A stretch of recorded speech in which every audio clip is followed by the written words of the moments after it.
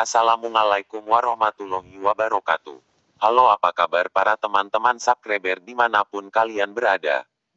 Jumpa lagi dengan channel Kanca Militer. Channel yang selalu memberikan info-info terbaru dari para militer Indonesia dan dunia.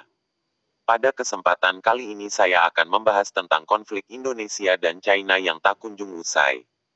China dan Indonesia hingga saat ini belum menemui titik terang.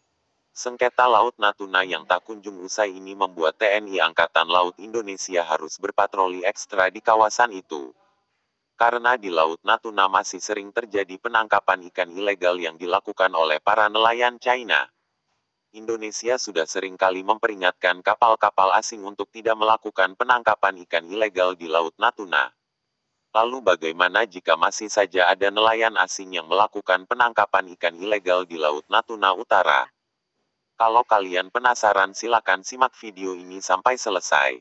Tapi sebelum lanjut ke video saya ingatkan dulu buat kalian yang belum subscribe channel ini silakan subscribe dulu channel ini. Biar kalian tidak ketinggalan tentang berita-berita terupdate dan terbaru dari para militer Indonesia dan dunia. Konflik Indonesia-China di Laut Natuna Utara tak ada habisnya. Permasalahan terjadi sejak tahun 2010 lalu.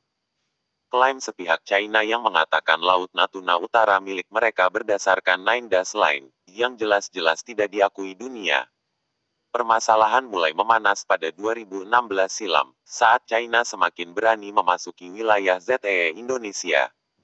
Kapal-kapal nelayan milik China dengan berani memasuki perairan Indonesia untuk mengambil sumber daya yang ada. Hingga suatu hari pada 2016 silam, konfrontasi terjadi antara China dan Indonesia di Laut Natuna Utara. Seorang awak kapal nelayan China yang terlibat dalam insiden tersebut ternyata pernah bersaksi mengungkap detik-detik yang terjadi. Nelayan asal China yang bernama Zhang Deren bersaksi soal detik-detik menegangkan saat kapalnya ditembaki TNI AL Indonesia. Ia menggambarkan saat tengah fokus menjaring ikan di Laut Natuna Utara, rekannya berteriak ada kapal perang yang mendekati mereka. Butuh waktu sekitar setengah jam bagi mereka untuk mendekat, katanya.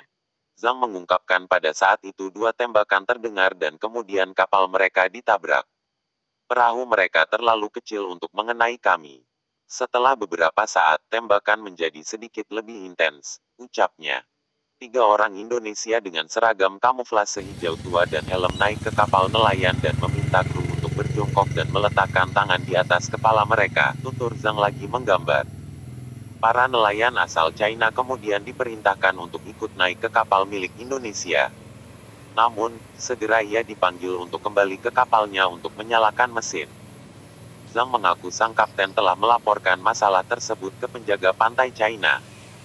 Dengan 3 orang TNI AL masih berada di kapal mereka, Zhang berharap pihak keamanan China bisa menyusul mereka sebelum sampai di pantai Indonesia. Zhang yang tertidur kemudian dibuat terkejut dengan teriakan sang kapten, yang mengatakan jika penjaga pantai China telah tiba. Kapal penjaga pantai China sangat besar, kata Zhang Deren. Lebih dari 2 kali ukuran kapal kamu. Mereka menggunakan megafon mengatakan, ini penjaga pantai China, ucapnya lagi.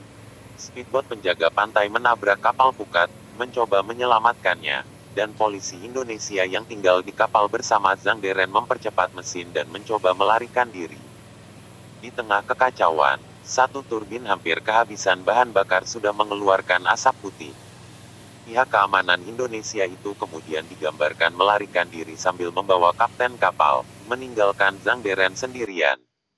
Penjaga pantai China berteriak padanya menanyakan kondisi dan kemampuan Zhang dalam mengemudikan kapal. Zhang Deren mengatakan kedua kapal itu kemudian berlayar bersama selama sekitar 1 minggu dan kembali ke Laut Utara. Meski insiden ini menyita perhatian dunia, pengusiran kapal China oleh Indonesia di wilayah yang sama, Laut Natuna terus terjadi setelahnya seolah Beijing tak pernah kapok.